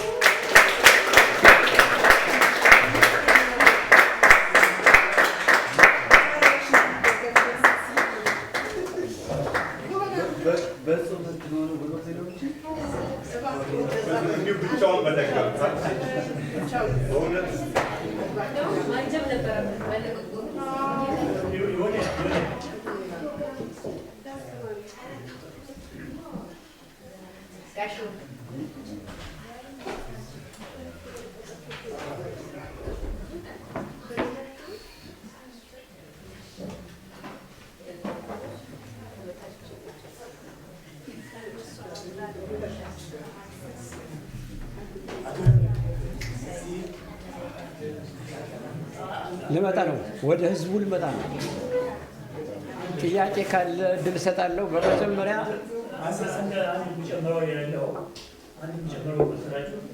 ስለ ኦቶማን ኢምፓየርና እንደማመጥና ትንሽ ጨርሰን እንድንሄድ አዳምጡት። አንድ ስለ ኦቶማን ኢምፓየርና ስለ ጣሊያኖች ምጽዋ የነበሩ ጊዜ የመጀመሪያው ኦቶማን ኢምፓየር 300 ዓመት ኖረው ነበር። የ300 ዓመት መጀመሪያ ትልቅ ጦርነት ነው አሸነፍናቸው። ወደ ላይ ለማውጣት እንዲያውም ሀገሪቷን አፍሪካ ኢትዮጵያ ነው ጠቅላላ አሸነፍናቸው። እዚያ ቀሩ። ሁለተኛ ጊዜ ደግሞ እንደገና አንድ የአሜሪካና የእንግሊዝ ሀገር ጀነራል ይዘው መጥተው ለሁለተኛ ጊዜ ደግሞ አሸነፍናቸው። ጣሊያኖች ደግሞ ምጽዋ የነበሩ ጊዜ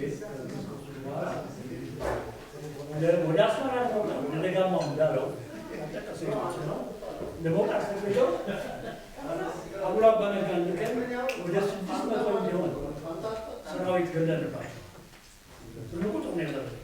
አሁንም ሐውልቷል። ሬጃ ድሮም አውቀዋለሁ፣ ግን የዛሬ 2 ዓመት ሄጄ ደግሞ እንደገና አይቼዋለሁ። አሁንም የጣሊያን ሰንደቅ ዓላማ አለ፣ መቃብራቸው ሁሉ እዚያ አለ። ስለዚህ ማንም ሰው በጣሊያን የወረረ ተወረረ ማለት በቃ አለ ተወረረ ይሄን ማወቅ አለባቸው።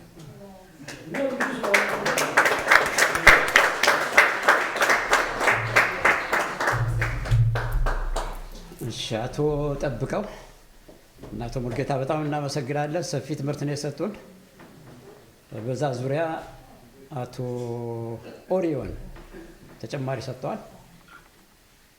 ሌሎች ማስተያየት ካላችሁ መጀመሪያ ወደ ሌላ ጉዳይ ከመሄዳችን በፊት ምን አስተያየት አላችሁ እናንተ? የሰጣችሁ ኢሞሽን ምንድን ነው? ሁለቱ ባቀረቡት ትምህርትና በዚህ ዙሪያ ተያይዞ ትንሽ አስተያየት ከሰጣችሁ በዛን ጊዜ እንደዚህ ሆነን የኖር ነው። አሁን ለምን ነው እንደዚህ እንኩቶ የሆን ነው? ስለ እርሶቻችን ደስ ይላቸው። ስለ ጣይቶች ነገራቸው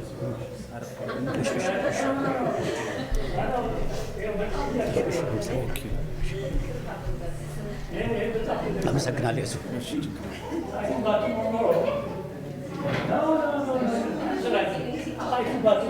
በተራ ከሆነ ምክንያቱም ምንድን ነው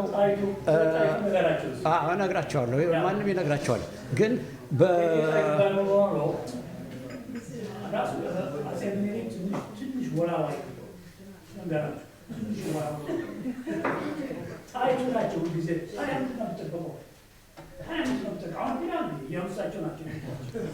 ወደ ጦርነት እንዲገቡ የገፋፉ ጣይቱ ናቸው። ልክ ነው ማለት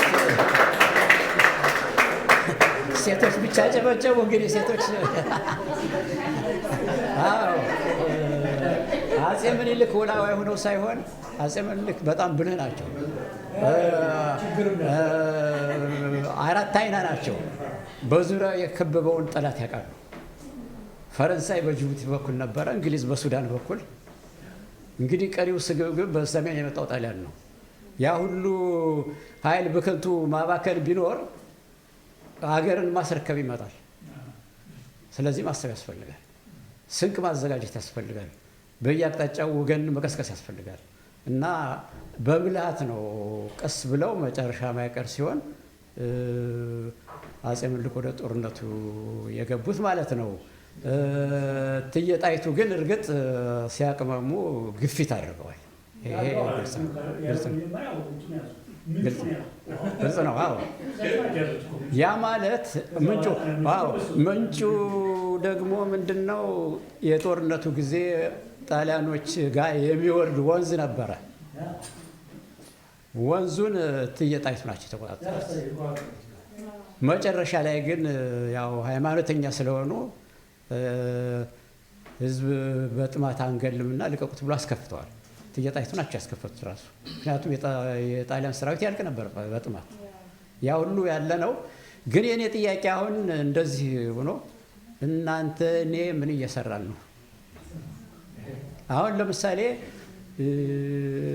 እኔ እንዲያውም ማየው ኔጌቲቭ እንትንም አለው የኢትዮጵያ ታሪክ። ኔጌቲቭ ማለት በድሮ ዝም ብሎ ደረቱን እየነፋ ለአሁኑ ማይሰራ ትውልድ አፍርተናል። ምናልባት ልትወቅሱ ይችላላችሁ። በአጼ ቴዎድሮስ እየማለ እየተገዘተ በላይ ዘለቀ፣ በአጼ ምኒልክ፣ በሌሎችም እንደዛ ለመሆን ለምን አይሞከርም? ያ ምንድን ነው? አንዳንድ ጊዜ ታሪክን በትክክል ተረድቶ በትክክል ለመተርጎም ጥረት ሲደረግ እንጂ ታሪክን ለአድቬንቸር ወይም ለጀብድ የምናደርግ ከሆነ ባዶ ነን ማለት ነው። እና ትውልዱ አሁን እኔ የማየው ሙዚቃ ልቀቁ እንግዲህ ያዙ ልቀቁኝ ነው። በጀግኖች ስም ሲፎክር ምን ሲል አገር ቤት ያለው ማለት ነው። በብዛት ወጣቱ ግን ደንዝዞ ነው ያለው። ያ የሆነበት ምክንያት የተለያየ ሊኖረው ይችላል። በደርግ ጊዜ ሌላ ውዥንብር ውስጥ የሚያስገባ ርዕዮተ ዓለም ስለነበረ በወጣቱ ላይ በጣም ግፍ ተፈጽሟል። በኢህአዴግ ጊዜ ደግሞ ሌላ ነው። ስልጣን ያለው ብቻ እንጂ ሌላው እስር ቤት እንዳለ ከብት ነው የሮረው። ወጣቱ እንዳይናገር እንዳይጽፍ ብዙ ነገር ሆኗል። ያ እንዳለ ሆኖ አሁን ግን ያለንበት ሁኔታ ከሞት አፋፍ ላይ ነው ያለ ነው። ወጣቱ አሁን ሀገር ቤት ቢሆን ዛሬ ኑሮ ነገ መዋሉን አያውቅም። መንገድ ላይ ይገደላል ወይ ደግሞ እህቱ ስትደፈር ያያል። ይሄን እያየ ለምንድን ነው አሁን ሀገር ቤት ያለውስ ባንዳ ከአብይ ጋር ቢሰራው? አስቡት እንግዲህ። የድሮ ብቻ አይደለም ደግሞ የድሮ እንትን በጣም መሳሪያዎች ነበሩ። ለምሳሌ አውላሎም የተባለው ነገር አንድ ተናግሮታል። እሱን አልደግመውም። እንግዲህ ምንድን ያለ ጣሊያኖችን ኢትዮጵያውያን እሑድ ቤተክርስቲያን ስለሚሰግዱ ጠዋት ሄደ ጨፍጭፋቸው ተብሎ ነው እየመራ ያመጣቸው። ግን ለአጼ ምኒልክ ምስጢሩን አቅርቦ ስለነበረ የእኛ ሰራዊት ተዘጋጅቷል። እና አምጥቶ ግን ስለሚያውቀው ላለው ምንድን ነው ያለው? ሂድ ግባ ዛሬ አንተ አድርገኝ ያለው እና ዘሎ ወደ ኢትዮጵያ ካምፕ ገባ። ምን ማለት ነው? ዛሬ አንተ አድርገኝ ያለው የኢትዮጵያ ሰራዊት ተዘጋጅቶ እንደሚጠብቅ ያውቃል። ያ አሁን ኤርትራዊ እየመራ መጣቸው ነው፣ ግን አጼ ምኒልክ ልከውት ነው ይሄን እንዲሰራ። ጣሊያኖች ደግሞ እነሱን እየመራን ነው፣ ይሄ ጥቁር ያው ወገኑን ሊያስጨፈጭፍ እየመራን ነው ብሎ እየተከተሉ መጣው ነው። ግን ወደ ጦሩ አደረሳቸውና ሄደ ወደ ወገኖች ተቀላቀለ። እነዛ ደግሞ ጉር ድንብሩን እንደገቡት ሆናል። እንደዛ አይነት ምስርትና ሰጥቶን እኛ ምንድነው ማድንደራጀው ነው ወደ ተግባራዊ ማመጣው ምንም አንሰራም። ስብሰባ ለመምጣት ሁሉ ያው የአውሮፓ ኑሮ ከባድ ነው፣ ግን አንቆርጥም። ያዝ ለቀቅ ነው የምናደርገው። አሁን አገር ቤት ያለው መንግስት እንደ ኃይለ ሥላሴ ጊዜ ዲክታተር ምናምን እንደሚባሉት ደርግም ራሱ ገዳይ ቢሆንም ዲክታተር ቢሆንም የኢትዮጵያ አንድነት ማንም አይነካም። በዘር በሃይማኖትም ብዙም ልዩነት አልነበረም። ያው ኮሚኒስት ነበር እንጂ እንደዛ ሲሆን ቸላ ብንልም እንደው ምክንያት አለን ማለት ነው። ግን አሁን ምንድን ነው የነካን? በዚህ ዙሪያ አስተያየት እንዲሰጡበት ነው ፈልገው። ከዛ ተነስተን ቅድም ወዳልኋችሁ ነጥብ እንሄዳለን። የሱፍም አለ እኔ ጋር የእነሱም አበሮክሎ እዛ ዓለም አቀፍ አማራ ህብረት የቀረበውን ጥሪ ብንወያይበት ጥሩ ነው። እሱም ያውቃል። ጥሪ ቀርቧል። ያን ጥሪ እንዴት ነው የምንመልሰው? ያ ጥሪ የሚመለሰው ግን ይሄ አሁን ባሉት ነጥብ ላይ ጠንከር ያለ አቋም ስንይዝበት ነው። ከዚህ በኋላ እያንዳንዳችን አንዳንድ ሁለት ሰው እየጎተትን እያመጣን ወደ ትግሉ የሚገባ ህዝብ ማሰለፍ፣ እኛ በቆራጥነት መስራት ነው የሚጠበቅብንና ይሄ ምንድነው እንቅፋት የሆነ ቅድም ለምሳሌ ሀገራችን ያሉ ታጋይ ፋኖዎቻችን እነሱ አንድ ሆነዋል ተብሏል። እኛ ከዚህ ውጭ ሀገር ያለ ነው ወይም ኢሮፓ ያለ ነው ለምንድን ነው አንድ ማንሆነው? ብዙ የተከፋፈለ ሰው አለ። ሌላ ቦታ ባዝል አለ፣ የተከፈለ ቦታ አለ፣ እዚህም አለ፣ ሌላ ቦታም ሊኖር ይችላል። ግን መጀመሪያ ደግሞ እኛ የተጣላም ሰው ካለ ወይም የተነጋገረም ሰው ካለ በገንዘብ ይሁን በፖለቲካ ይሁን መጀመሪያ ሁላችን አንድ ሆነን አንድ ስንሆን ነው ሁላችንም ለሀገራችንም ድጋፍም ሆነ ምንም ሆነ ምን በህብረት ልንሰራ የምንችለው። አንድ ካልሆን ግን ያው መከፋፈል የማይቀር ነገር ነው። ስለዚህ መደረግ ያለበት ነገር በሰውም ይሁን ኮሚቴም ተመርጦም ይሁን ተዋቅሮም ይሁን የሆነ ነገር አድርጋችሁ ከዚህ ያለነው ሰዎች አንድ ሆነን ነው መጀመሪያ ከውጭ ያለነው አንድ ስለሆነ ነው እነሱን አንድ ማድረግ የምንችል ወይም ትችት መስጠት የምንችል። እዚህ ያለነው ግን ሁሌም ሰው እኮ የት እንደሚሄድ ይቸገራል፣ ከየት እንደሚሄድ ሰው ይቸገራል። ግን አንድ ከሆነ ነገር ካለ የተሰሰበ ብዙ መንገድ ብዙ መፍትሄ ማምጣት እንችላለን። መጀመሪያ ግን ከዚህ ያለነው ሰዎች አንድ ብንሆን የተጣላም ካለ ታርቆ እንዳልኩት ኮሚቴ ተዘጋጅቶ በኮሚቴ መነጋገር መቻል ካለበት በኮሚቴ ተነጋግሮ ብዙ አማራ ቆይቷል። በጣም ብዙ ነው ያለነው። ቅድም እንደተናገርከው ጋሽ በየትም ቦታ ብዙ አማራዎች ሞልቷል። አንድ ባለመሆኑ መጠን ህዝቡ እየተቸገረ ነው። የት እንሂድ? እኔ ሌላ ጓደኛዬን ይዤ ለመምጣት እኮ ወይም ሌላ ሰው አሳምኜ ለመምጣት አንድ መሆን አለብን። አንድ ካልሆን ደግሞ እዛኛው ያቺኛው ለምሳሌ እኔ ጓደኛ ባዝል ጓደኞቿ ካሉ ወደ ባዝል ልትሄድ ትችላለች። እኔ ደግሞ ወደዚህ መምጣት ካለብኝ ወደዚህ ለምን ይሆናል? ይሄ ነገር መነጋገር ካለብን አሁንም ይሄን ነገር ተነጋግረን እንደ ሰውኛ ተነጋግረን ይሄን ጉዳይ መፍታት አለብን። ይሄን ችግር መፍታት አለብን። እኛ አንድ ስንሆን ነው እዛ ያሉትንም አንድ ማድረግ የምንችለው። ስለዚህ ይሄ ነገር ይታሰብበት፣ እልባት መድረስ አለበት። እኔ ብዙ ጊዜ በባለፈው አንድ የዛሬ ስንት ዓመት ነው ጋሽውን ትዝ ይል እንደሆነ ዙሪክ በነበረበት ሰዓት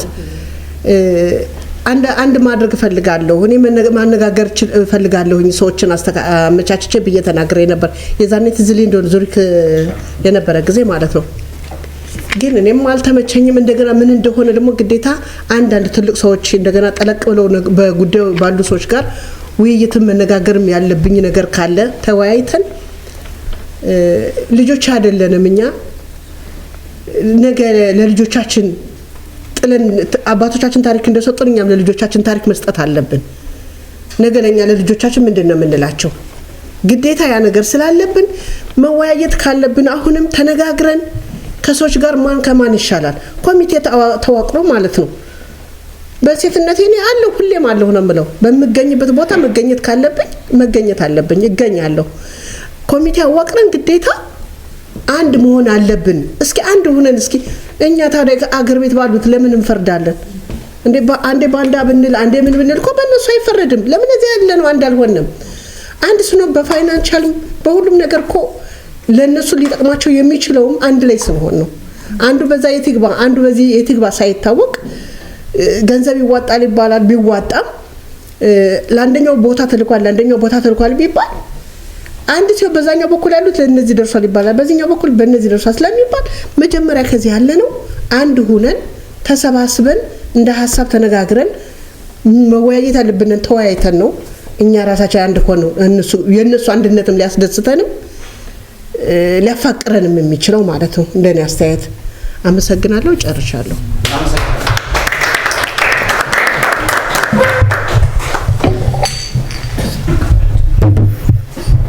በጣም ጠቃሚ ሀሳብ ነው።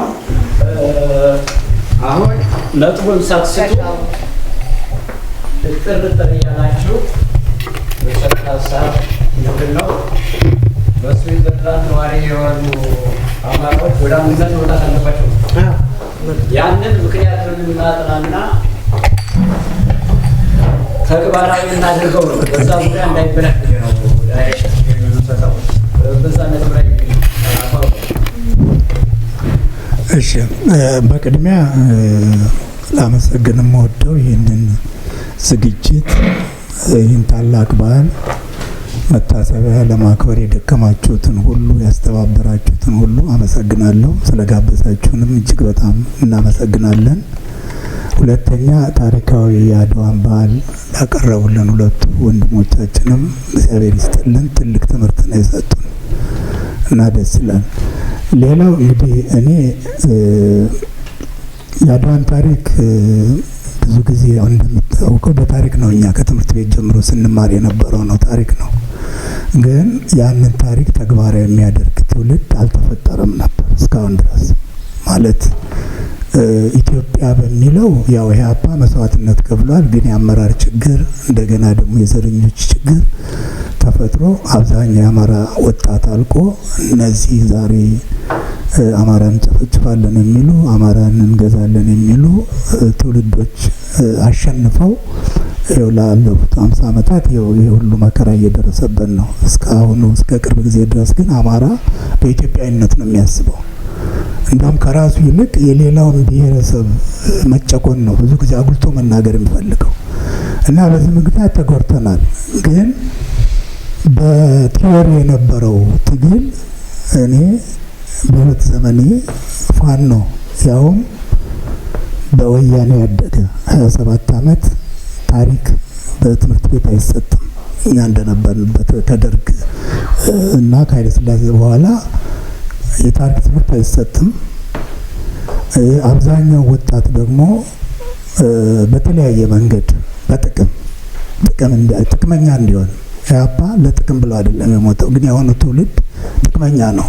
ዶክተር ሆኖ ፕሮፌሰር ሆኖ ሀብት ከሌለው አይደሰትም። የሆነ ትውልድ እንደምታውቁት ብዙዎች የምታውቋቸው እኔ ማስተርስ ዲግሪ ያልያዘ ትምህርት ቤት ውስጥ የለም። በወያኔ ጊዜ የተደረገው ሆን ተብሎ ነው። ግን ያ ብቻውን ጥቅም እንደሌለው አውቆ ደግሞ በተለያየ መንገድ በጥቅም ተያዘ። በጥቅም ሲያዝ ያንን ዶክተሬቱንም ሆነ የተማረውን ለሀገሩ ጥቅም ከመዋል ይልቅ እንዴት አድርጌ ሲስተም ውስጥ ገብቼ ራሴንም ቤተሰቤንም እጠቅማለሁ በሚል አብዛኛው የተጠቃው በጥቅም ነው እና ግን ያንን አሸንፈው እኔ አሁን ደስ የሚለኝ ምንድን ነው ያንን አሸንፈው የአድዋን ታሪክ ለመድገም እንዳልኳችሁ በዚህ በጨለማ ዘመን ያደጉ ትውልዶች ጫካ ገብተው ህዝባችንን፣ ሃይማኖታችንን፣ ባህላችንን አናስደፍርም ብለው እየተዋጉ ያሉ ጀግኖች አሉ። በዚህ መኩራት ይገባናል። እውነቴን ነው። መስዋዕትነት እየከፈሉ ነው ያሉት። እነዚህን እንዴት አድርገን እንርዳ፣ ወዴት እንሂድ በሚለው ላይ የውጩ የዲያስፖራውም 90% ጥቅመኛ ነው፣ አይምሰላችሁ። በጥቅም የተያዘ ነው። ከሀገሪቱ መንግስት ከኤምባሲ ጋር መላቀቅ የማይፈልጉ የተለያየ ድርጅት እየመሰረቱ ትልልቅ በዓላትም ሲሆን ምን ሲሆን አብዛኛው ደግሞ አማራ ነው ሄዶ ገንዘብ የሚከፍላቸው የሚሰጣቸው ማለት ነው። እኔ አሁን የባዝሉንም ይቅርታ አድርጉልኝ እቃወማለሁ። የባዝሉ በኢትዮጵያ ስም ነው የተደረገው። ቀኑም ሆን ተብሎ በዛሬ ቀን ነው የተደረገው። ይህን ማወቅ አለብን ሁላችንም። እዛ ውስጥ እነማን አሉ? ከኤምባሲ ጋር የሚሰሩ ጥቅመኛ ሆነ ሀገራቸው የሚመላለሱ ሰዎች አሉ። እነዚህ ሰዎች ነው ይህንን ፕሮግራም ያን እና ተልእኮ ይሰጣቸዋል። አሁን እንደኛ አይነት እንደዚህ ስንሰባሰብ አይፈለግም። ስለዚህ ምንድን ነው ይህን ዝግጅት አዘጋጁና አብዛኛው ሰው እዚያ እንዳይሄድ ይደረጋል። ይህን ማወቅ አለብን እያንዳንዳችን። በፋኖ ትግል በኩል እኔ ብዙ የማየው ችግር አለ። ለምሳሌ አሁን ነፃ መሬት የሚባል የለም። አንድ ሰው ከዚህ ጎንደር ሄዶ በአውቶቡስ በምን አገሩ ሄዶ ደርሶ ይመጣል። የጥምቀት በዓል ጎንደር ውስጥ ይከበራል እና ስናየው አሁን ይሄ አሁንም እንዳልኩ ከጥቅም ጋር ነው ይሄ የተያዘው። እዚህ ሀገር ያለ ሰው አይ እኔ ቀስ ብዬ ሀገር ሄጄ ቤተሰቦችን አይቼ እዚያ ደርሼ እመጣለሁ ወይ ንብረት ካለችው ያችን አደርጋለሁ። ስለዚህ እንዲህ አይነት ቦታ ለመታየት አልፈልግም ይላል። በቃ አይመጣም እዚህ። ይሄን ማወቅ አለብን እና ይሄ አንድነቱ ጥሩ ነው። እኛ አሁን እኮ የተለያየ ማህበር በመሆኑ መቃወም የለብንም። ለምን እንደ ጸባያችን እንደምንግባባው እንደ አካባቢያችን እንስራ። ግን እንዲህ አይነቱን የጋራ መድረክ ግን የጋራ እናርገው። በቃ ያ ሲሆን የበለጠ ይሄን ያለንን ማህበር እያጠናከር ነው እንሄዳለን እንጂ አሁን ለምሳሌ ዛሬ በርምኛና ክብር እናንተ ብንል ይሄ ልዩነት ክፍተት ያመጣል። እኔ አሁን ምንድነው እንደ ባዝል አይነት የተዘጋጀውን ባለፈውም ይሄ ደግሞ ምንድነው እኔ ሎግን የሚባል እኛ በርን ስናዘጋጅ አዘጋጅተው ነበር በተመሳሳይ ቀን። እንደዚህ አይነት ፕሮግራሞች ላይ ላለመሄድና እኛ አማራ አንድ ላይ የምንገናኝበት መድረክ የራሳችን መፍጠር አለብን። ይህን ማሳደግ አለብን። ቤተሰቦቻችንንም እናታቸውን ደግሞ እያሳመን ወደዚህ ማምጣት አለብን። ካልሆነ እኛን ለማዳከም በሃይማኖት ተቋማት በተለያየ መንገድ የሚቀሰቀሱ አማሮች አሉ። የትም ቦታ ሄዱ። እኔ ከዚህ ቀደም ተናግሬዋለሁ ሰልፍ ላይ ከ80% በላይ አማራ ነው የሚሳተፉበት ማንኛውም ድርጅት። የሃይማኖት ተቋም ብትሉ አማራ ነው ያለው። ስለዚህ ያ የአማራ ሀብት ያ የአማራ ህዝብ ወደ አንድ እንዲመጣ እኛም ቅስቀሳ ማድረግ አለብን፣ መትጋት አለብን። ግን ያለንን እያጠናከርን ነው መሄድ ያለብን እንጂ ተስፋ የሚያስቆርጥ ነገር መስራት የለብን። ለምን አሁን ዛሬ ትንሽ ሰው አለን፣ አይ በቃ ትንሾች ናቸው ስንባል ተስፋ መቁረጥ የለብንም፣ መጠናከር አለብን እና ይህን አጠናክር፣ የተለያዩ ዝግጅቶች እናድርግ፣ እንግዶችን እንጋብዝ። እንግዶች ሲባል ለምሳሌ በዚህ ምንድን ነው በዚህ በአድቮኬሲ ስራ የሚሰሩ እኔ አሁን አቶ ዮኔንም አሳስበው አንድ አድቮኬሲ እንትን መቋቋም አለበት በዓለም አቀፍ ደረጃ እና እየዞረ ቱር እያደረገ አንደኛ እዚህ መጥቶ እኛንም ያስተምሩናል፣ ይመክሩናል፣ ያሰባስቡናል። ሁለተኛ ደግሞ እዚህ በየመስሪያ ቤቱ እየሄዱ የአማራን ችግር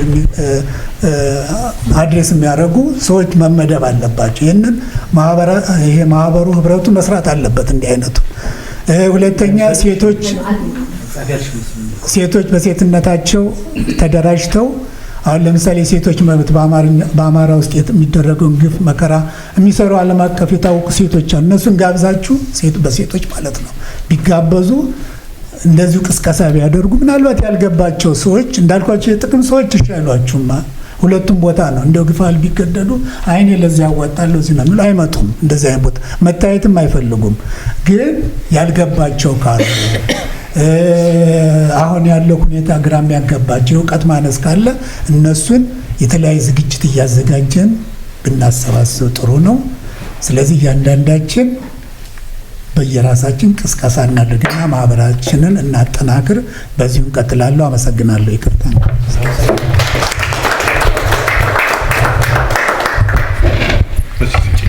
ተጨማሪ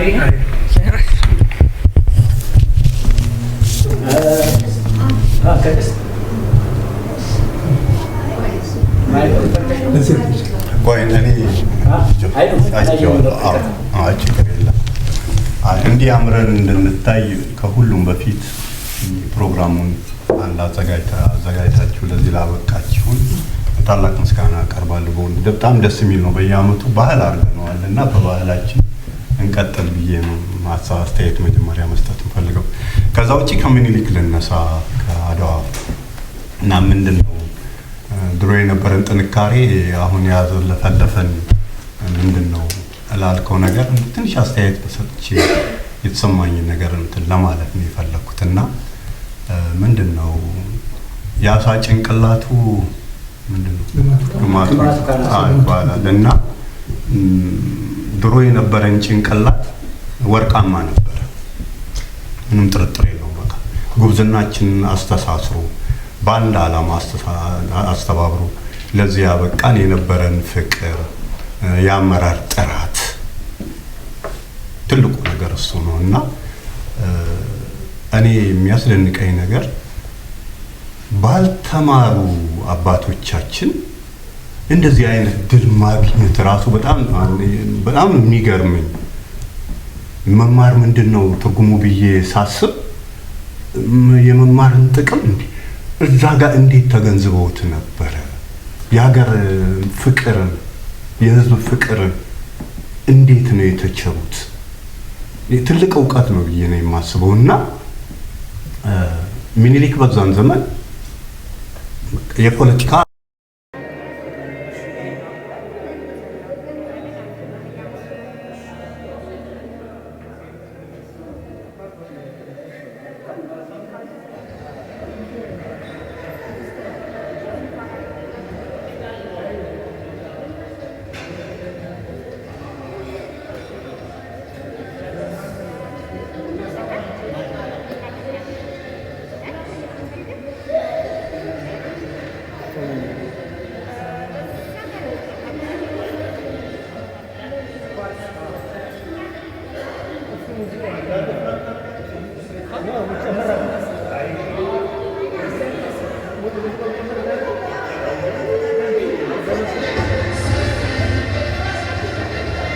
Thank you.